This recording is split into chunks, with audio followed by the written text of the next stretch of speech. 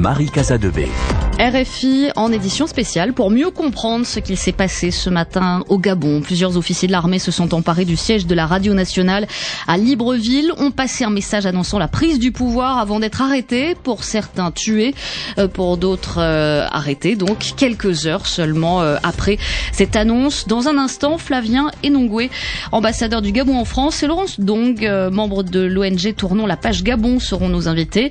On va revenir avant cela sur le fil des événements avec vous, Zéphirin Quadio, bonsoir. Bonsoir. Situation officiellement sous contrôle. C'est du moins ce qu'annonce dans un communiqué la présidence gabonaise. Yves-Laurent Goma, vous êtes en direct à Libreville où les autorités affirment que le chef du commando à l'origine de la tentative de putsch a été arrêté. Quelle est la situation à l'heure où nous parlons? Quelles sont les dernières informations dont vous disposez, Yves? Oui, il faut dire aux auditeurs que la nuit est déjà tombée dans la capitale gabonaise. Le calme règne un peu partout. Pas de couvre-feu annoncé. La télévision nationale a repris ses programmes. La situation est sous contrôle selon les autorités. Vous l'avez dit. Par contre, Internet, donc les réseaux sociaux auxquels les Gabonais sont très attachés, sont toujours coupés, ce qui les agace. Au milieu d'après-midi, le ministre de la Communication, porte-parole du gouvernement, Guy Bertrand Mampangou, a dans une déclaration à son cabinet assuré la population et les partenaires du Gabon que les insurgés ont été maîtrisés. 2 ont été tués. Il s'agit d'un gendarme et d'un élément de la garde républicaine. Les autres mutins, dont le lieutenant Ondo Obiankeli, sont aux arrêts et remis à la disposition du procureur de la République qui a ouvert une enquête. Mais où sont les images des morts et des arrestations? Se sont insurgés plusieurs Gabonais que nous avons rencontrés. Pour le moment, seul le gouvernement ne s'exprime. Le reste du pays n'a pas bougé. On signale tout de même un début de marche à Port-Gentil, c'est la capitale économique du pays, où des partisans de Jumping ont commencé à se rassembler pour organiser une marche, mais ils ont tout de suite été dispersés par la police. Alors, quelle est l'atmosphère à Libreville, Yves-Laurent, et comment la population a vécu l'action des putschistes? Les populations sont dans l'ensemble assez calmes. Dans certains quartiers comme Cocotier, un fief de l'opposition, les populations ont tout de même exulté. Elles étaient nombreuses qui souhaitaient descendre sur le boulevard Triomphal, siège de la Maison de la Radio et de l'Assemblée nationale, où le mutin avait appelé les populations. Mais en face, il n'y avait pas que des policiers, il y avait des éléments de la garde républicaine, une force qui n'est pas connue pour le maintien de l'ordre. Pour le reste, beaucoup de Gabonais ont préféré la prudence. D'aucuns ont même parlé de mascarade organisée par le pouvoir. Même les principaux opposants sont assez prudents. Yves-Laurent Goma en direct de Libreville. Merci beaucoup Yves-Laurent. Retour à présent sur le déroulement, Binta Diagne, le déroulement des événements de cette journée. C'est avec vous. Oui, les 4 heures du matin, lorsque des militaires investissent les locaux de la RTG, la radio-télévision nationale du Gabon, les Gabonais se réveillent avec une vidéo dans laquelle on voit des soldats coiffés de bérets verts et tenant des fusils d'assaut à la main. Au milieu, le lieutenant Kelly Ondo Obiang prend la parole. Il se présente comme un commandant adjoint de la garde républicaine et au micro, il fait part de sa frustration suite au message prononcé la semaine dernière par Ali Bongo à l'occasion du Nouvel An. Ces militaires appellent les Gabonais à investir les édifices publics et les aéroports. Leur message passe en boucle jusqu'aux environs de 7h30 du matin. Puis dans la matinée, les forces de sécurité prennent d'assaut le bâtiment, abattent 2 membres du commando et libèrent les 5 journalistes retenus en otage, indique un communiqué de la présidence. Aux alentours de la radio nationale, une dizaine de jeunes mettent le feu à des voitures et à des pneus. Des blindés des forces de sécurité bloquent l'accès aux principales artères de la capitale. Le bâtiment de la radio-télévision n'émet plus. Il a été placé sous scellé par le procureur de la République. Internet et les réseaux sociaux sont coupés. Les rues de Libreville sont restées vides tout au long de la journée. Merci Binta Diagne en direct dans Afrique Soir, édition spéciale. Rappelons que c'est la première fois dans l'histoire du pays que des militaires apparaissent à la radio-télévision nationale pour rappeler à un soulèvement. Le coup de force du commando a d'ailleurs surpris les habitants ce matin, notamment à Libreville. Ils décrivent une capitale plutôt calme et attentiste. Écoutez. Vraiment, tout est désert, personne ne travaille, les véhicules circulent à peine, les boutiques sont fermées, les magasins sont fermés, l'administration est fermée. On vit une situation inédite. Dans notre pays, nous avons notre président qui est tombé malade, qui depuis 2 mois est absent du pays. Donc on est dans une sorte de confusion totale, parce que l'administration ne marche plus, le pays tourne au ralenti en fait. Donc je crois que ça peut créer des velléités, ça peut créer des idées, ça peut donner des idées aux militaires pour faire ce qu'ils ont fait là. Il y a de l'inquiétude pour vous là? Bon oui, effectivement, on ne sait pas concrètement qu'est-ce que ça passe. Est-ce que c'est un coup d'État? Est-ce que c'est un coup d'État avorté? Quelle sera la suite? Parce que le pays fonctionne au ralenti en fait. Et direction Port-Gentil à présent, la deuxième grande ville du pays. Là-bas, on reste très attentif à ce qui se passe bien sûr dans la capitale avec un des maîtres mots, la prudence. Dès que j'ai eu l'information, j'ai pris le soin d'aller à l'école et c'est quand je me suis rendu que j'ai trouvé aussi des parents qui ont eu le réflexe de récupérer leurs enfants et rentrer à la maison tranquillement. Et là, je me suis également rendu compte que même, c'était même le même réflexe chez les employés. Donc, même dans certains bureaux, je crois que les gens ont pris le soin de fermer en attendant de voir comment les choses évoluent. Donc là, vous attendez un petit peu d'avoir plus en plus d'informations. Mais on est déjà amputé d'un problème puisqu'on a coupé Internet. Donc là, on craint fort qu'on ne coupe pas aussi le téléphone. Donc voilà, il ne reste plus que le téléphone. Quel est votre sentiment là? C'est plutôt l'inquiétude qui domine? Oui, je crois qu'il y a la prudence quand même. Les gens sont prudents, donc ça dit qu'effectivement, mêlé d'inquiétude, bon, qu'est-ce qui va se passer? Parce que vous savez, quand il s'agit des militaires, à ce moment-là, les gens prennent sérieusement peur. Ils disent, qu'est-ce qui va se passer? Donc les gens sont prudents à l'extrême. Voilà, témoignage suscité et recueilli par Pierre Firsion. Rappelons que les putschistes ont justifié leur tentative de coup de force par l'état de santé d'Ali Bongo. Dans le message diffusé ce matin sur les ondes de la radio nationale, il disait réagir à l'allocution télévisée du président le 31 décembre. Leur porte-parole, le lieutenant Ondo Obiang Kelly, explique que ces vœux à la nation ont renforcé leurs doutes sur la capacité du président à assumer les lourdes tâches liées à sa fonction. Clémentine Pavlovski, bonsoir. Bonsoir. Ça fait maintenant plus de 2 mois que Ali Bongo est à l'étranger. Ali Bongo se trouve en effet actuellement à Rabat au Maroc où il poursuit sa convalescence et sa rééducation. Le chef de l'État était, je le rappelle, victime le 24 octobre dernier d'un accident vasculaire cérébral. Il se trouvait alors en Arabie Saoudite où il a été hospitalisé plus d'1 mois. Le 31 décembre, le très attendu discours de vœux à la nation a donc été sa première prise de parole publique. Une vidéo de 4 minutes retransmise à la télévision gabonaise, enregistrée depuis le Maroc, un discours dans lequel le dirigeant faisait très explicitement référence à son état de santé. Ali Bongo reconnaissait avoir traversé une période difficile mais tentait de rassurer. Aujourd'hui, je vais mieux, expliquait-il. Je me prépare à vous retrouver très vite. Aucune information en revanche n'a filtré sur la date de son retour au pays. Officiellement, la vacance du pouvoir n'a pas été déclarée. La Cour constitutionnelle gabonaise a choisi de transférer une partie des pouvoirs d'Ali Bongo au Premier ministre et au vice-président. Mais cette absence prolongée agace dans les rangs de l'opposition. Et pour preuve, quelques heures avant le discours d'Ali Bongo, le 31 décembre, 44 partis de l'opposition ont uni leur voix pour réclamer une transition de 2 ans. Merci Clémentine Pavlovski. En Afrique, mais aussi hors du continent, l'événement suscite naturellement une série de réactions. Le point sur ces réactions avec vous, Alexandra Branjon. Oui, la première, celle de l'Union africaine, qui en fin de matinée, le président de la commission de l'UE, Moussa Faki, a fermement condamné cette tentative de coup d'État. Il réaffirme le rejet de l'UE de tout changement anticonstitutionnel. Condamnation suivie par celle de la France, qui ajoute que la stabilité du Gabon ne peut être assurée que dans un strict respect des dispositions de sa constitution. Réaction succincte en fin de matinée. Enfin, dans l'après-midi, celle du Tchad. Le président Idriss Déby qualifie cette prise de pouvoir d'aberration. Le président burundais Pierre Nkurunziza qui félicite les forces loyalistes qui ont vite rétabli l'ordre. Ou alors celle de l'ancien président du Nigeria, Goodluck Jonathan, qui appelle à un retour au calme. Et enfin, il y a moins d'1 heure, réaction du secrétaire général des Nations Unies, Antonio Guterres, qui rappelle que l'ONU est opposée à tout changement de régime par la force. Merci Alexandra Branjon. Place à vous, Marie Casadebé, avec vos invités pour la suite de cette édition spéciale consacrée bien sûr au putsch avorté au Gabon. Merci Zéphirin Quadio.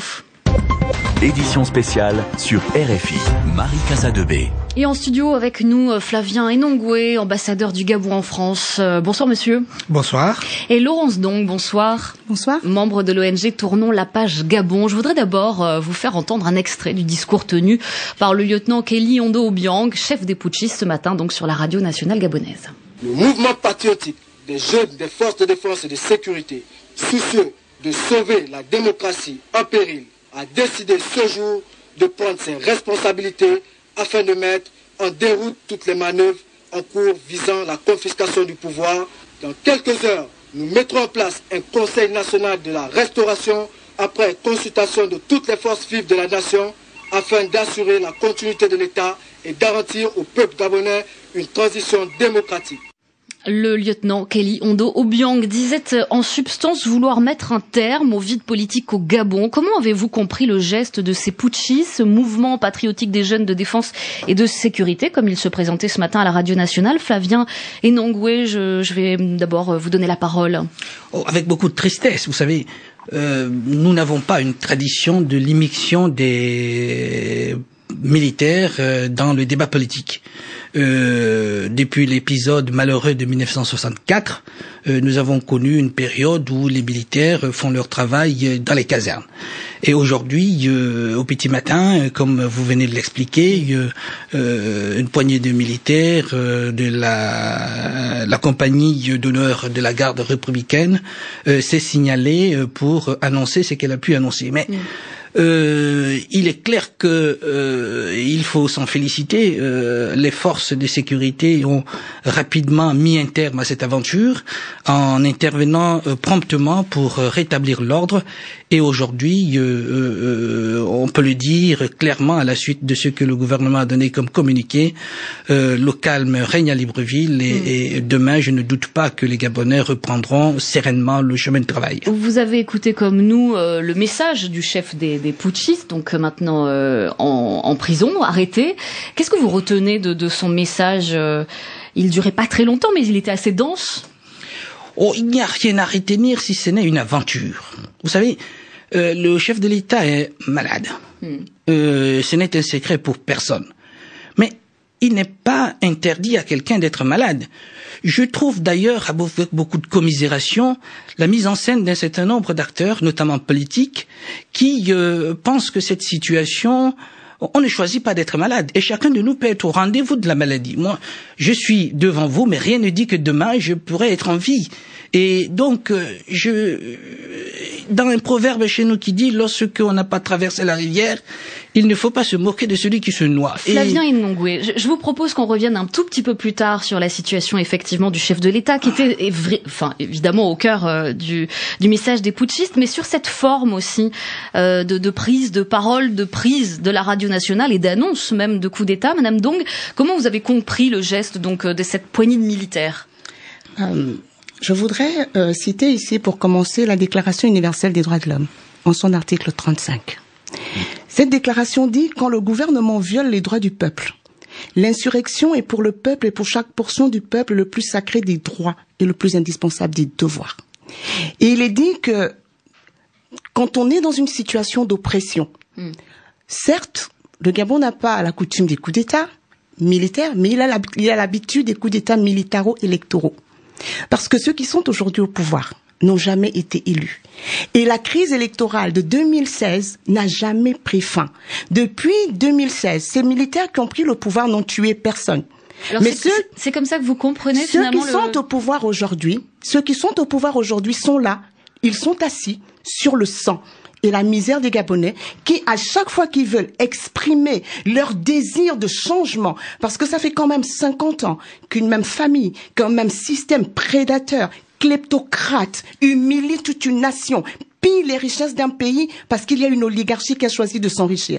Alors le peuple aujourd'hui en a marre. Ce matin, Madame Dong, on parlait d'une tentative de coup d'État. Je suppose quand même que sur la forme, vous ne cautionnez pas. Je ne cautionne évidemment pas la forme, mais je la comprends.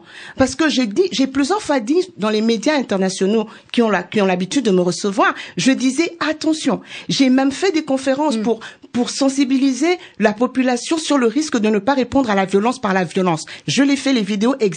Parce que quand on bouche l'avenir d'un peuple, quand on n'a plus de solution pour le changement, on nous a dit que le changement, l'alternance pouvait arriver par les urnes. À chaque fois que les Gabonais se mobilisent pour obtenir cette alternance par les urnes, le vote leur est voté, leur est ôté, leur est volé. Et donc, c'est ce que ces gens-là aussi ont dénoncé. Et ils n'ont pas dénoncé que la mascarade, ils ont dénoncé aussi les conditions de vie. J'allais le dire, le lieutenant Obiang, ce matin, effectivement, vous êtes allusion aux violences qui ont suivi la réélection contestée d'Ali Bongo. à l'absence du président, donc cela fait 2 mois et demi qu'il est convalescent à l'étranger. Monsieur Nongwe, est-ce que c'est un scénario que vous redoutiez? Madame Dong a l'air de dire que finalement c'était un contexte qui pouvait nous préparer à une telle tentative. Pas du tout. Vous savez, les récriminations par rapport à l'élection de 2016, je laisse ça à d'autres. Pour les Gabonais, majoritairement, la page a été tournée. Rappelons quand même que les chiffres, les résultats ont été contestés notamment par la mission d'observation de l'Union européenne. Bon, l'Union européenne fait ce qu'elle veut, nous sommes un pays souverain. Et 2 choses, le Gabon, ce n'est pas parce que on conteste une élection, vous savez, est-ce qu'elle est contestable? Là, c'est une chose différente. Et deuxième chose, je ne voudrais pas perdre mon temps ici pour parler de la crise post-électorale. Nous sommes plus de 2 ans après cette élection. Vraiment, je ne suis pas venu parler de cette élection. Cette élection, on a déjà tourné la page, à part quelques-uns de nos compatriotes qui pleurent sur leur sort et qui pensaient qu'ils pourraient devenir président de la République. Vous ne reconnaissez pas qu'effectivement c'était un moment assez crucial, assez sensible de l'histoire du Gabon? Mais bien entendu, ça a été crucial et sensible, et voilà pourquoi on a organisé un forum pour la réconciliation nationale. Alors je parlais du contexte actuel, du contexte dans lequel ces militaires ce matin ont pris d'assaut la radio nationale. Je vous l'ai dit que c'est avec beaucoup de tristesse que j'ai assisté. Cela, nous n'avons pas cette tradition. Et voilà pourquoi, d'ailleurs, ce qui est condamnable par la loi, et nous allons essayer de travailler, puisqu'ils ont été remis à la disposition de la justice, pour voir s'il y a des connexions, et notamment politiques. Et nous considérerons, et c'est la loi qui le dit, tous ceux qui soutiennent ce mouvement comme étant des complices, et ils répondront fermement. Comment vous expliquez ce geste des militaires? Ce n'est pas à moi de l'expliquer. Je ne suis pas là pour l'expliquer, je suis là pour essayer de voir comment le gouvernement a réagi par rapport à cela. Et je déplore cette façon de s'exprimer. Le Gabon est un pays démocratique où tout le monde peut s'exprimer librement, il n'y a pas de prisonniers politiques, et je suis tout à fait indiqué pour dire ici, bon, on dénonce les 50 ans, mais il y a quelques années, madame, je ne voudrais pas, parce qu'un ambassadeur n'a pas comme interlocuteur un de ses concitoyens, mais je voudrais vous rappeler, vous-même, en 2009, vous avez été de ceux qui ont applaudi à 2 mains la victoire d'Ali Bongo, les vidéos existent. Et le Gabon est souvent comme ça. Lorsqu'on n'a pas pu obtenir ce qu'on a souvent souhaité, on devient à la fois radical et parfois contradictoire par rapport aux positions qu'on a défendues il y a quelques années. Alors, madame, donc, juste pour répondre, et puis après, j'aimerais bien qu'on revienne au coup d'État de ce matin pour que nos auditeurs comprennent bien ce qui s'est passé ce matin à Libreville. Alors, je veux dire à monsieur Nongwe que Eleanor Roosevelt disait les grands esprits discutent des idées. Les moyens esprits discutent des événements et les petits esprits discutent des gens. Lorsqu'on n'a pas d'argument pour défendre l'indéfendable, on s'attaque à la personne. Et je vais lui dire ceci. Il n'y a que les imbéciles qui ne changent pas. Et je veux préciser que je n'étais pas au PDG en 2009, mais de 2012 à 2015. Alors, c'est constatant votre incompétence. Et moi, je souhaiterais qu'on revienne juste. Oui, vous m'avez demandé de lui répondre. Il m'a attaqué personnellement et donc je lui réponds. Et donc, vous ayant fréquenté pendant 12 ans, j'ai compris à quel point vous détestez notre pays et que vous n'étiez pas capable de le mettre autrement qu'en ruine comme vous l'avez fait. Maintenant, je veux revenir sur les putschistes en disant que on ne peut pas mettre de côté ce qui s'est passé, l'état dans lequel le pays est de façon globale, parce que ce n'est pas un seul événement qui a conduit à cela. Quand on veut revenir sur la maladie de monsieur Ali Bongo, un gouvernement normal communique de façon véridique sur l'état de santé d'un président de la République, ce qui n'a pas été le cas de ce gouvernement. Lorsqu'Ali Bongo est tombé à Riyad, son porte-parole a dit qu'il s'agissait d'une fatigue passagère.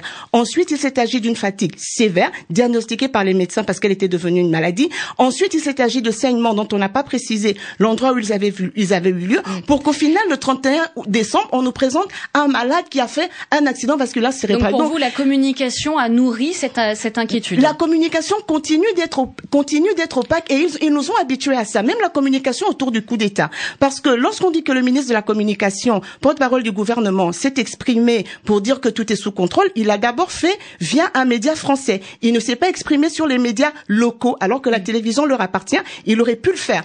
Donc c'est toujours de façon maladroite et en méprisant le peuple gabonais que ces gens s'expriment. Flavien Inongwe, est-ce que vous pensez qu'effectivement la communication autour de la santé d'Ali Bongo n'a pas été assez claire pour que les Gabonais sachent vraiment comment va leur président? De toutes les façons, vous imaginez un ambassadeur venir discuter de la communication gouvernementale. non, il s'agit pas de ça. Le vrai problème est ailleurs. Les mêmes qui dénoncent aujourd'hui la communication avaient donné Ali Bongo pour mort. Ils ont même fabriqué des vidéos, mais mettant en scène, annonçant la mort d'Ali Bongo. Et ils l'ont souhaité. D'ailleurs, je profite pour le dire, dans une société civilisée, on ne doit pas confondre l'adversité politique et l'inimitié. Lorsque un adversaire politique est malade, on lui souhaite un prompt rétablissement.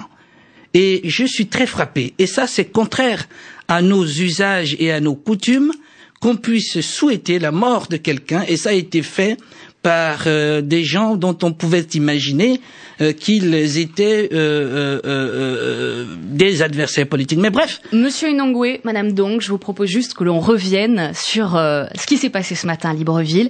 Et je vous propose de réécouter ce que disait à la mi-journée Guy Bertrand Mapangou, le porte-parole du gouvernement de ces putschistes. C'est un groupe de 5 militaires qui appartient à la compagnie d'honneur. La compagnie d'honneur, c'est pas la garde républicaine, c'est la compagnie d'honneur. Ça a tout l'air d'un groupe de plaisantins parce que jusqu'à présent, la hiérarchie militaire dit ne pas être au courant de ce groupe et ne pas connaître comment ils sont préparés. Guy Bertrand Mapangou précise que ces militaires sont issus de la compagnie d'honneur et non de la garde républicaine. Oui. Flavien Inongwe, ambassadeur du Gabon en France, de quoi s'agit-il exactement? Alors, une compagnie d'honneur est composée de plusieurs militaires qui viennent. Donc, dans la compagnie d'honneur, il y a les gendarmes, il y a évidemment la garde républicaine. Donc, ils constituent une compagnie d'honneur. C'est celle-là qui est chargée, lorsqu'il y a des grands événements, de pouvoir rendre honneur aux personnalités de la République ou encore à nos hôtes de marque. Donc cette compagnie, elle était proche, par exemple, du président Ali Bongo. Elle est chargée de sa sécurité notamment. Mais non, une compagnie d'honneur, comme je vous l'ai dit, elle est chargée de rendre honneur aux personnalités lors des grandes cérémonies. Elle a même défilé ici lors du cinquantenaire. Ça veut dire qu'elle est assez, sa représentation est assez symbolique? Non, c'est pas une affaire de symbolique. C'est-à-dire ce que veut dire le ministre de la Communication, c'est qu'elle n'est pas exclusivement composée de la garde républicaine. Il y a des gendarmes, il y a des militaires, qui font partie de la compagnie d'honneur. Madame Dong, votre nom a été cité par les putschistes dans leur appel à la mobilisation pour une transition. Alors il y avait toute une liste de personnalités, vous en faisiez partie. Quels sont vos liens avec ces militaires? Je ne les connais pas. J'ai été réveillée moi-même ce matin avec cette information. Mais après, comme je le disais tout à l'heure sur un autre média, il faut prendre tout ça avec des pincettes. Je vous dis, le régime gabonais est définitivement inscrit dans le faux et l'usage du faux. Ces gens sont capables de formater eux-mêmes ce semblant de coup d'État. On les a vus faire. Quand on pense qu'ils ont atteint le fond, mais ils ont toujours la pioche pour continuer à creuser, ils sont capables de fomenter ce coup d'État, de mettre des noms de personnes qui les dérangent, qui les gênent, des défenseurs des droits du peuple gabonais, des défenseurs de la souveraineté du peuple gabonais, pour venir leur coller derrière ce coup d'État et les faire juger, les mettre en prison. On les connaît. Quand on dit qu'il n'y a pas de prisonniers politiques au Gabon, répéter un mensonge simplement ne transforme pas en vérité. Bertrand Zibi aujourd'hui est un prisonnier politique. Hervé Mombo est un prisonnier d'opinion. Donc ces gens sont en prison parce qu'ils ont simplement défendu des prises de position contre le régime. Et donc on ne peut pas continuer de mentir indéfiniment. Nous sommes à une ère où le Gabon va très mal. Et c'est ce que on doit retenir de ce qui s'est passé ce matin. Parce que quand des militaires viennent quand même à la télé pour dire qu'ils font un coup d'État parce que ça va mal, qu'ils soient formatés par le pouvoir, donc un faux coup d'État, ou qu'ils soient issus de vraiment de compatriotes, ça veut dire que quelque part il y a un malaise qu'on ne peut pas nier et qu'on ne peut pas simplement balayer du revers de la main en disant que ce sont des plaisantins. Monsieur quand on sait que le Gabon est en crise depuis longtemps. Plaisantin, c'est le mot qui revient. On a l'impression qu'on parle presque de militaires un peu fantaisistes. Qu'est-ce que l'on sait des soutiens dont ils ont pu bénéficier, peut-être au sein de l'armée? Est-ce qu'on imagine mal quand même un coup d'État juste à 10, hein? Il y a eu 7 personnes arrêtées, 2 tuées. Bon, est-ce qu'on connaît les ramifications peut-être? Déjà, nous sommes un État de droit. Donc, le procureur de la République, une information judiciaire a été ouverte. Les enquêtes seront menées. Et évidemment, ce travail ira jusqu'au bout. Et c'est les enquêtes qui devront nous déterminer quel est le niveau de ramification au sein peut-être de l'armée, mais peut-être aussi dans le monde politique, certains qui applaudissent à deux mains alors qu'on doit être désolé lorsque une telle situation se produit dans un pays. Mais comme nous le savons, un certain nombre de nos compatriotes qui applaudissaient d'ailleurs lorsque l'équipe nationale perdait, ce sont les mêmes aujourd'hui qui sont capables, pour des raisons politiques, de se réjouir du malheur qui peut arriver à leur propre pays. C'est quelque chose de très étonnant, mais bon, on n'est plus dans le monde. Pour les jours à venir, maintenant, Monsieur Inongwe, on entendait tout à l'heure des Gabonais se plaindre de la coupure d'Internet. Effectivement, on n'a plus accès à Internet dans la capitale. Quelques dizaines de personnes ont manifesté à Libreville. Il y avait une autre manifestation dans une ville de province. Je n'ai plus le nom en tête. Est-ce que ça a un lien? Est-ce que vous craignez justement une mobilisation des opposants aux autorités de Libreville après cette tentative de coup d'État? Non, pas du tout. Vous savez, depuis qu'on nous a réveillé avec cette histoire d'une mobilisation populaire qui devait pouvoir emporter le pouvoir, ben on attend la voir. Deuxième chose, les Gabonais ont tourné la page de cette et là je suis bien d'accord, ils ont tourné la page de cet épisode.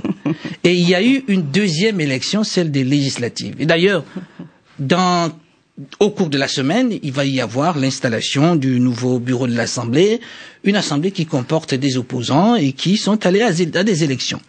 Et ce que nous souhaitons, c'est que tout le monde comprenne que le jeu politique, ça se joue au niveau des institutions et que ceux qui n'ont pas pu obtenir le suffrage des Gabonais lors des élections précédentes, il y a encore des élections. Le Gabon n'a pas tourné la page des élections. Le Gabon a tourné la page de l'élection présidentielle. Je vais donner de 2016. la parole à Madame Dong pour conclure cette émission. Des manifestations, effectivement, 2 manifestations aujourd'hui. Est-ce que vous avez le sentiment que cette tentative de coup d'État pourrait remobiliser l'opposition? Alors, je veux inviter la population, et d'ailleurs tous les Gabonais qui connaissent ce gouvernement savent qu'il faut prendre avec des pincettes leurs affirmations. Quand ils disent que c'est sous contrôle, il faut vraiment prendre avec des pincettes ce qu'ils disent. C'est dommage que des pères et des mères de famille s'installent ainsi dans le mensonge pour conserver le pouvoir. Lorsqu'on dit qu'on doit être désolé, la première désolation vient de ce que le vote des Gabonais est toujours confisqué, que les richesses des Gabonais du Gabon ne profitent qu'à une minorité de personnes. Quand on n'est pas désolé pour ça, il y a quelqu'un qui m'a dit la politique c'est un débat d'idées. Je suis d'accord. C'est un débat d'idées jusqu'à ce qu'on tue des manifestants, jusqu'à ce qu'on tue des manifestants pacifiques. Et là, ce n'est plus un débat d'idées. Et c'est eux en face qui ont commencé à tuer les manifestants. Pourquoi ils n'ont pas peur de ils n'ont pas peur des manifestations? Parce qu'ils comptent sur la répression. Ils l'ont dit tout à l'heure. Yves-Laurent Goma le disait. À Cocotier, les jeunes ont voulu manifester. Ils ont eu en face de la garde républicaine. Et c'est continuellement comme ça au niveau du Gabon. Pour répondre à ma question, Madame Dong, pour terminer, vous pensez que ça va être le début de nouvelles manifestations? Oui, la mobilisation ne cessera pas. Vous savez, chaque peuple a son seuil de tolérance et les Gabonais ont atteint le leur face au régime kleptocrate du Bongo PDG. Pour terminer le peuple aussi, va quelques continuer à se secondes, je suis mobiliser. bien obligée de vous demander, c'est ce que vous craignez? Vous le craignez en tout cas? On ne craint absolument rien du tout. Nous sommes, et ce qui est la préoccupation du gouvernement, c'est que cet épisode décourage un peu les hommes d'affaires qui doivent pouvoir investir dans le pays afin de résoudre les vrais problèmes des Gabonais, le chômage, l'emploi. Vous êtes là depuis 50 ans, le chômage des jeunes est à 35%, vous n'avez rien résolu. Il n'y a pas d'école, les femmes accouchent à même le sol. Attendez. Tout ce que vous avez fait, c'est voler. Débattre peut-être en dehors de ce studio malheureusement, puisque je vais devoir rendre l'antenne. Flavien Inongwe, ambassadeur du Gabon en France, Laurent Dong de Tournons la page Gabon, dans 2 minutes le journal. Si vous rencontrez des difficultés à capter RFI en FM en Afrique centrale, vous pouvez écouter nos émissions en ondes courtes, de 18h à 19h TU, dans la bande des 31 mètres, sur 9660 kHz, dans la bande des 25 mètres, sur 11 765 kHz, et de 19h